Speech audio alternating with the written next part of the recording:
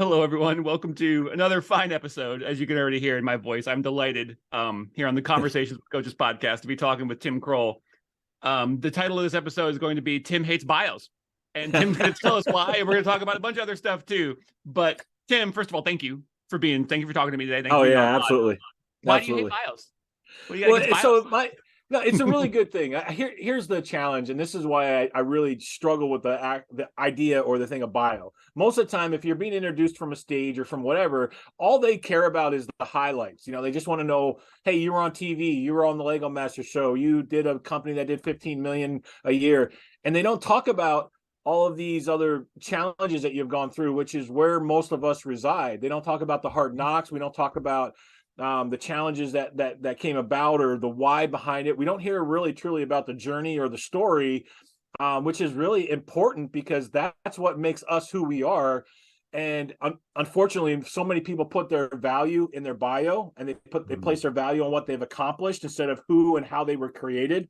And it's a false narrative. And so somebody out there is going to be like, no, that ain't true. I'm like, I got it. This is just me. I'm just speaking from my own personal experience here. So yeah, and honestly, I really like it. It's one of those things where it's good to just kind of flip the script and see what truth might fall out. And while a bio is, at least it's positioned as a way to begin to get to know you, what it actually can do is stop that journey. It can kind of be an obstacle to it. 100% it can be, because when you look at it, it's I understand the purpose of a bio is to establish an expertise, because people don't want to listen to you if they don't know that you know what you're talking about, right? And so we list out all of these things that we've accomplished, but unfortunately, sometimes we take that bio too far, and it establishes our value, right? So depending on, and people ask me like, well, who are you really? And I honestly have to say I'm a hybrid, because I do so many different things. At the core of it, and this is where we have to drill down, especially if I'm coaching somebody, I want to drill down and I want to know, what are your core values? What are the things that you're going to want to stand for and you're not willing to compromise in any way? And then if you can, and I believe everybody can with a little bit of personal work, let's get it down into one sentence. Why do you wake up in the morning? Why do you get out of bed on Monday? But it's got to be a one sentence. What is that one sentence? Not this long mission statement, not this envision of whatever. I mean, I get there's value in some of that stuff, but in order to be able to have the motivation when times get rough, what is that one reason why you get up? What do you really truly, what's your legacy? What's your purpose based on your skill sets, based on your experience, based on your accomplishments, based on all of those things kind of put into this big pile. And I'll stop talking now. I'll let you go. No, I love this. This is why I wanted to have you on. This is why I love doing this podcast. This is exactly the kind of insights, that's kind of thought-provoking, like, oh, we do it this way, but why? Yeah. Why do we just do it that way? Why is it the default? And I quite frankly, this is the kind of conversation I love. So this is great. And it's got me thinking too about how the things that we think are actually building connection can be, quite frankly, obscurity. It could be an obstacle. It could be something that deflects you or prevents you, and you're trafficking in these ancillary, orbit, these little satellites that are around who you really are, when really you can get right to the heart of it pretty quickly if you want to. And again, if you want to, a lot of people love going around and around and around on the details. Yeah, let me give you an illustration here, because I work with kids a lot, and one of the things on the bio, whatever, is the fact that it was a privilege to be able to be on Lego Masters as a contestant building. I was on there with my son. And that's really a cool thing. I mean, because not many people get to be on TV and be on reality TV, whatever. But when I go to a Lego show, I have kids that come up, and it's almost like it's bigger, and it's too big for them. So in other words, they see this person on TV, right? And so they have this image of what that individual is, and it scares them to want to come talk to you or want to be like around you, right? And so what I've done, and what I've really been able to watch, is if I shrink down to their level and I get on eye level, I mean, I'm talking like 10-year-olds, 9, that kind of, if I shrink down on their level, suddenly I'm not so big and scary. And suddenly I'm not this person on TV. Suddenly I'm on their level where they need, and to be able to interact on a level where they can actually receive it. And so here's the challenge. So I'm giving that illustration because here's what I found a lot of times, even when I step into businesses, they want somebody that's an expert. They want somebody that's been through the ringer or had the hard knocks or has accomplished something. The problem is too many people live in that ivory tower and they don't come down on the level to be able to communicate on the level that they need. And that's a huge challenge, especially with, I'm sorry, I'm knocking some coaches, but they need to be knocked. But some coaches, they don't get down on that level of being able to say, look, we've all been through crap, whatever that crap is. And sometimes it's a divorce, sometimes it's a bankruptcy, it's failed businesses, sometimes it's lawsuits. I can go down the list of things that have been challenges. And it comes down to the fact that if you as an individual place your value in your accomplishments, you're going to feel empty for your entire life. It's the value. You have to place your value, your confidence in who and how you were made as an individual, because that's the only uniqueness. That's the individuality that we carry with us into our lives. Yeah, and that's where the real connection can and will happen. I love, quite frankly, that example that you used of interacting with kids like spoke directly to me. I worked in daycare for a long time when I was younger. I've dealt with a lot of kids that are like, family and not. And I fondly remember most of my experiences with kids. I end up on the floor in a hurry because I'm getting down to their level. It's like I want to be where they're at. I want to be interacting with them. And I'm a relatively tall individual. I always have been. I'm 6'3" now. And so one thing that was always something that I needed to make sure to do very early on in my relationship with any kid, whether I'm teaching them or caring for them or their family, is make sure I don't, scare them or intimidate them or project something that I don't want to project, put anything in the way when I'm in their presence. And so very quickly, I find myself taking a knee. I find myself getting down on the floor. These old bones don't do it so well anymore. I was going to say, as we get older, it makes it tougher. it gets tougher, but it never gets any less rewarding. I'll tell you that much. It does. It does. And it's interesting to watch how they'll start to peek out around their parents, their legs, because they're hiding behind the parents' legs. They'll start to peek out and they'll slowly get into it. A couple of them are pretty shy and bashful and they may never come out. But for the most part, and then by the end of the interaction, they're wanting to give you a hug. That's the child. They don't have that inhibition that we do as adults, and they're ready to just love on you. And there's something truly to be learned about that, because it doesn't matter color, race, it doesn't matter any of that stuff. When you're a kid, you don't really see that. And they just want the ability to be able to connect with you. And when somebody comes down to the level, and frankly, I think at the core of adults, that's where we are too. We want to be able to connect with people. And that's well, let me put it this way. I don't know where you want to take the conversation, but we'll go in any direction. Yeah. When COVID hit, it scared the crap out of us. And the fact that if we were within 6 feet of people, we were going to die. That's literally what they put out there. Right. And so the other side of that, right, the conflicting side of that is we have to have people and we have to be able to connect. And it's not just in a connection like in an emotional way, but there's also a physical connection. And you can go back years into studies of how touch has transformed. And why do doctors touch patients? Is because they're able to actually increase that healing properties. So anyway, we've just basically told them if you touch, you die. But yet we've got years and years and years of history and studies that say touching is critical for us to be able to connect as humans. Anyway, so that the whole point of that, I don't know why I'm even talking about this, but anyway, it's the whole point of that is the fact that we have to have those connecting points, those connecting components. And I don't care. And there's an old saying that says, I don't care what you know until I know that you care. And that's so true, especially if you're a coach or a consultant or a teacher of any sort. Is if you don't establish that relationship, it doesn't matter how smart you are. It's not going to work. Yeah, you can't think your way through that kind of empathy and proximity and touch. And I feel like you hit the nail right on the head, where we really it's always, and I'll speak a little bit generally so that it could be applied both literally and figuratively, but it's always a little bit dangerous to let yourself be touched or to touch someone else. And we had that inherent danger made rightfully tangible and manifest in COVID and dealing with the pandemic, where everything that we were being told was to keep your distance or you're going to die. But everything that we've learned as human beings, one way or another, up to the present moment, is if you don't connect with people, you'll die. It's going to be a different kind of death, but you'll die. And then so we had to figure out how to navigate. You'll die either way. No. Yeah. And that's where I think that fear aspect is, and this is a big topic that I love to talk about, is we have to be able to overcome fear. We have to be able to push through, and we have to, otherwise that fear will creep into every aspect of our interactions, of our relationships. It'll creep into everything. And the more you give into it, the bigger that fear is going to grow. And the interesting thing is, and I don't have answers for any of this stuff, but it's been interesting to watch, especially as this year has kind of gone through, coming out of COVID for the last year. I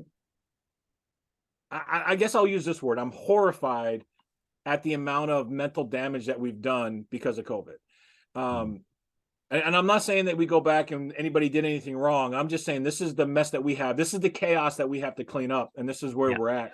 And I am truly horrified at the mental damage that I see in individuals, in that there's a lot of this false narrative that's going around about the fact that we are the only ones who are going through whatever it is. And it's always been there, but it's just been magnified because of the fact that we cannot connect, and we don't have the community, we don't have the relationships.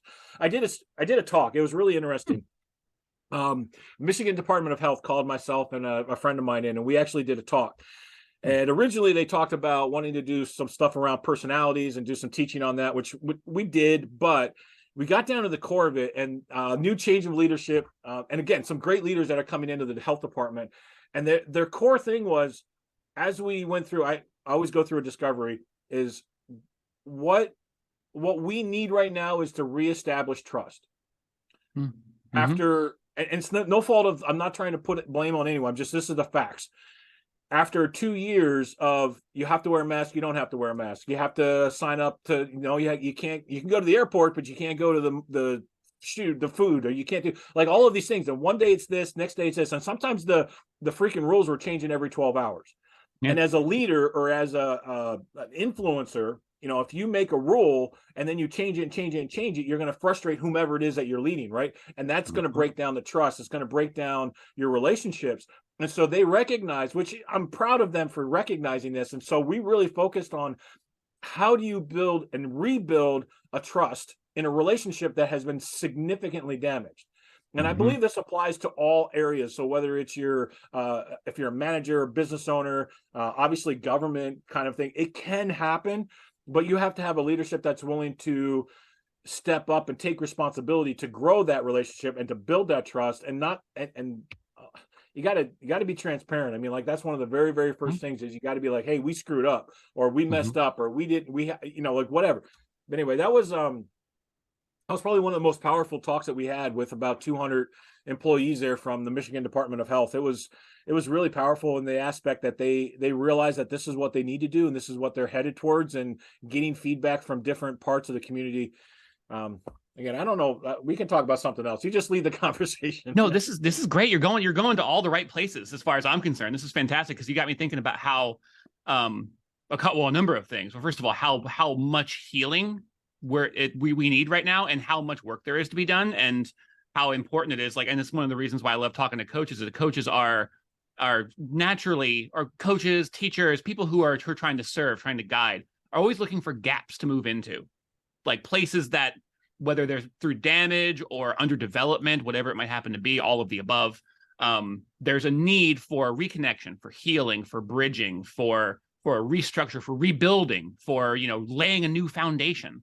And what you mentioned to me, or the way you were talking about it, reminded me of how, if you as a parent are constantly changing the rules on your kid, and like they don't really know what to expect, like if the standards are different, or there's a double standard, and they begin to pick up on that, you're doing so much damage to their development, and not giving them anything certain, anything to put their feet on. The key word is stability there. We want, and we seek, as humans, we seek stability. And when we don't have that stability, so some of the challenges that I actually talked with people about through some of the COVID aspect is the amount of decisions that you suddenly had to make. You had habits, patterns, you had certain things. All of a sudden, when all that's thrown out the window, now you have to make a decision. Do I go to the grocery store, or do I get it delivered? Right? Which way do I go here? Because if I have the potential, if I go to the grocery store, I'm going to die. If I get it delivered, you're making decisions that you never had to make before, because they were habits and routines. And it created a lot of decision fatigue in a lot of individuals. You said something that was really, really key. And I think this is true. It's about the gap, right? I used to kind of look at myself as more of a consultant. And I'm seeing a lot of people switch away, and they really don't want consultants. What they want is, they want that gap that's going on in there, is they need to have what we would call in the industry the EQ, or the emotional intelligence type stuff. We are desperate for that, but the terminology has shifted. And so now when people say, oh, well, I need to talk about culture, or I need to talk about how do we build our relationships, customer service, really what it is emotional intelligence. And so as a individual, as a coach, consultant, whatever, workshop, when I go and talk with people, it's really, first of all, we've got to discover what is your greatest need. Then we put the plan together, and then we basically have to act on it, implement that. And at the end of the day, you're adapting, because it's all changing. I mean, as fast as we put that stuff together, we're changing. I wrote a e-book on this thing anyway. It's about overcoming fear. I'll offer that to everybody if they want it. I'll give it to you if you want. Awesome. Yeah, I'll send that over. But yeah, it's like I said, it's just the aspect is, how do we overcome this fear that has been planted? And like I said, it kind of really seeps into many different components of our lives. And it really comes down to, let's analyze. Let's really truly understand what's going on.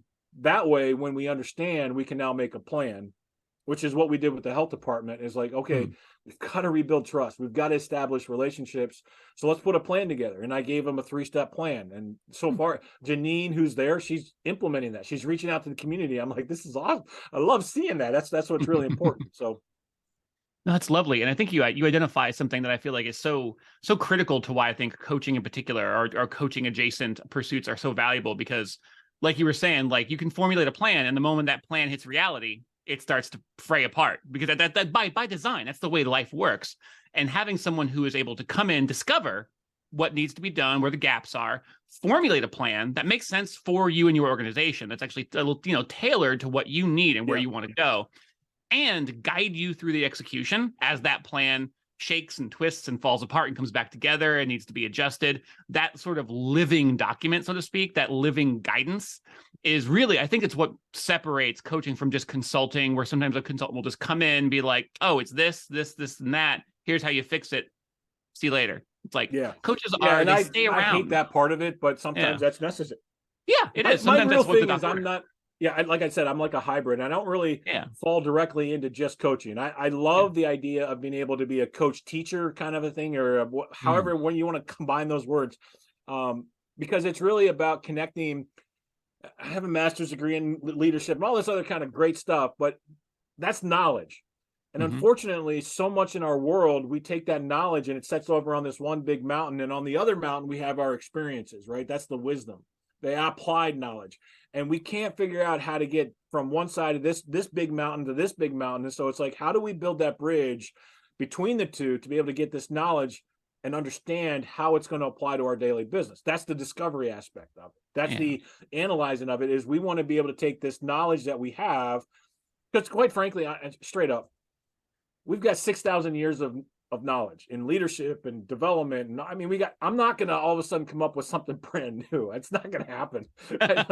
Like my talent is to be able to communicate to you how it applies. That's my talent. That's where I come in, but I'm not going to come up with something brand new. It's 2,000, 6,000 years. There's a lot more smart people than I am. It's just not going to happen. And also, I'm not going to teach it to you. I'm not going to teach you in ancient Sumerian or ancient Babylonian. It's actually, I know the language. I know how these old, long since learned lessons translate to today. And I often find myself stumbling into that analogy of like a coach or a teacher as a translator, where it's not there. There's no like, great novel, great creative thing that's like, this is the first time you've ever heard this. Most of what you hear from a coach is going to be in the proximity of common sense. After you've heard it, you're gonna be like, oh, that makes a lot of sense. It kind of almost feels like an, oh, duh. Maybe I should have known, or I could have known that, or whatever. But what a coach really helps you to do is to put those pieces together in a way that maybe you couldn't see for yourself, or that because you're in the organization, or you're in the gap, or you're in the trenches, you couldn't quite identify things right, or you kind of sensed that things were a certain way, but you just needed someone to come in and just lay it out for you. And then it's like, oh, duh. I would contend this, and this is my definition of coaching. A good coach, a great coach, is somebody that draws out your greatness.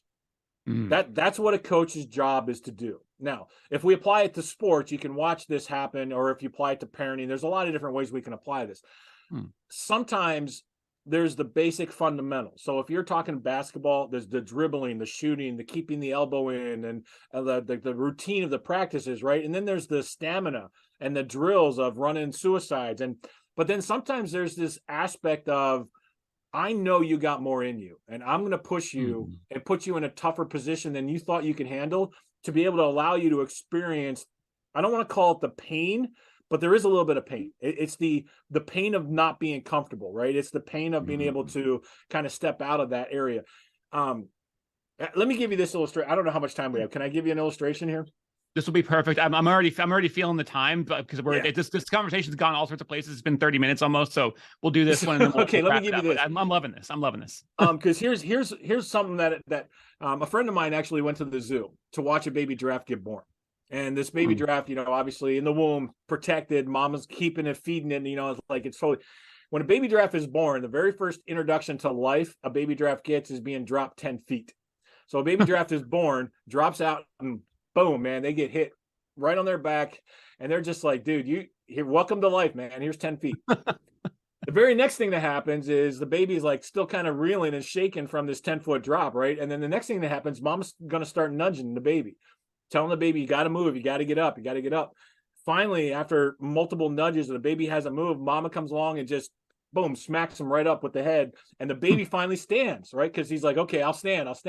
As soon as that baby stands, mama comes and knocks the baby down again. And the guy did this like 4, 5, 6 times over a 15-minute period. And the guy looked at the zoologist and says, why is mom doing that? I mean, like, he's just learning, right? He said, that's because mama knows what's coming.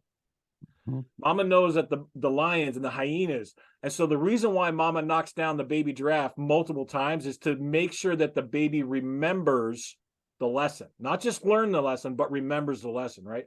And oftentimes as coaches, we're in the same position. It's just like, okay, I'm going to gently knock you down here, allow you to go through some of the pain of having to stand up again and feel that, because you are used to being in a comfort zone.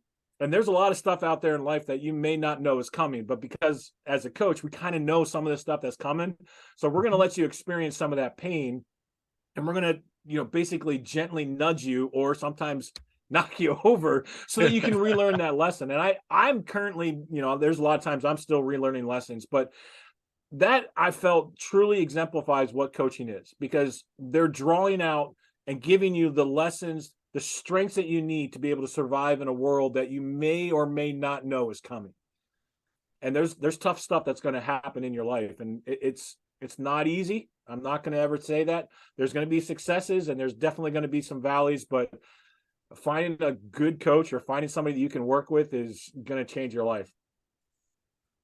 That is, quite frankly, perfect. I love that analogy. I can't believe I've never encountered that before, but that's just, yeah. And that's the perfect place to end it. I feel like the lessons from a baby giraffe. I'm loving it. I'm really, really loving it as I think about it. That's a really succinct way to speak to all the things that a coach brings to the table. Yeah, shoot, I want to keep you for longer, but I know I shouldn't. So, well, maybe we should pause and do a part 2. I mean, I'm good with that. Honestly, let's do that. Honestly, yeah, I'm definitely going to have you back on, and we'll drop each other into the deep end and just do this again sometime soon. But before I let you go today, where can people find out more about you, who you are, what you do, how you do it, yada, yada, and where can people best connect with you if they want to just start a conversation and get things rolling? Right. So honestly, if you just go to Google and Google my name, there's about 1,000 things that's going to come up. So it's Tim, and then the last name is Croll. It's Croll. My website is my name, timcroll.com. Nice. And then honestly, the best way to connect, I do a lot of, it's usually on social media. If you send me a message either on Facebook or LinkedIn, one of those two, depending on what your preference is, I usually connect very quickly there. And I'll be honest with you, that's kind of my way, my first filter. So if you get that and then you get past it, then I'll give you like different phone numbers and emails and stuff like that. But yeah, social media is probably the first entrance and the first way to get in touch with me. Perfect. Yeah, that's one of the good ways social media can be used, is as that that filter number one, just to establish fit and evaluate whether or not we need to take the next step and what we can do together. That's awesome. Dang, Tim, this has been a long time coming. I feel like we've been trying to get this on the books for a while. I'm really glad we did, because this has been freaking great. And yeah, I'm totally going to have you back on in as we get closer to the summertime and like the snow melts finally. We're still digging out from Michigan here. We'll be all right. Well, Tim, thank you. Yes, I was going to go around the bend, but yeah, thank you. That was an excellent conversation. Thank you for starting out with the flip where it's like, don't read my bio. I was like, ooh, it was an invitation to a different kind of conversation, and I love that. It energized me, and so I can tell that's the kind of person that you are, which makes me happy because I'm glad you're doing what you're doing. Awesome. So, well, yeah, I look forward to the next conversation. And again, I'd love helping people. That's my thing. Is I have the question up there: how many people have I impacted today? So that's my sentence. So I'll end with that. How many people have I impacted? And that's what I get up for every morning. Perfect place to end it. Thank you. Thank you to the listeners. And we will talk to you again here very soon.